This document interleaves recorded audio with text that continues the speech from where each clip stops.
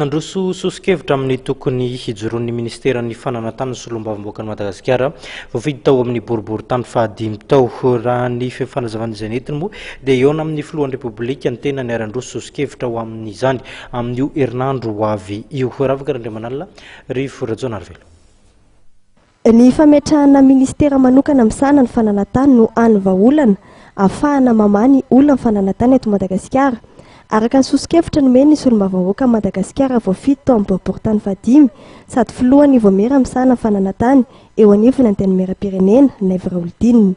Tao anatin'ny roa herinandro monja nitsangana ny Ivomera fananantany ity dia efa anjato ny ireo fitarainana momba ny fananantany voaray. Andefa sosikevitra any amin'ny filoham-pirenena sy ny tompona andraikitra ambony isatokajiny ny ananganana ministera vaovao dia ministera ny fitantanana ny fananantany.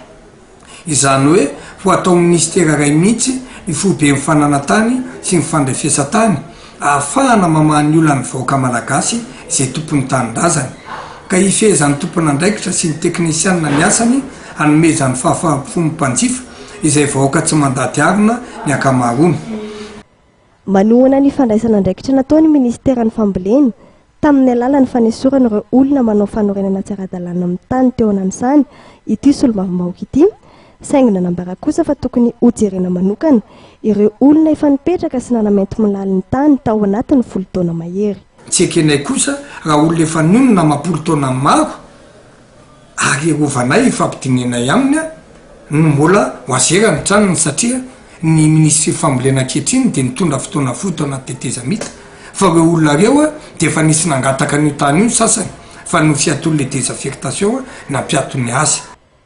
Efa nisy moa ny fionana teo amin'ity olombavamboaka ity sy ny ministra fambolena omaly ao anatin'ny fandarana l'actualité amin'ny alahady amin'ny valora sasany ho avy izao no hitondrananao ny andindiny makasika ity sosikevitra ity olombavamboaka ity. Izy raha teo no vahiny fandarana amin'io.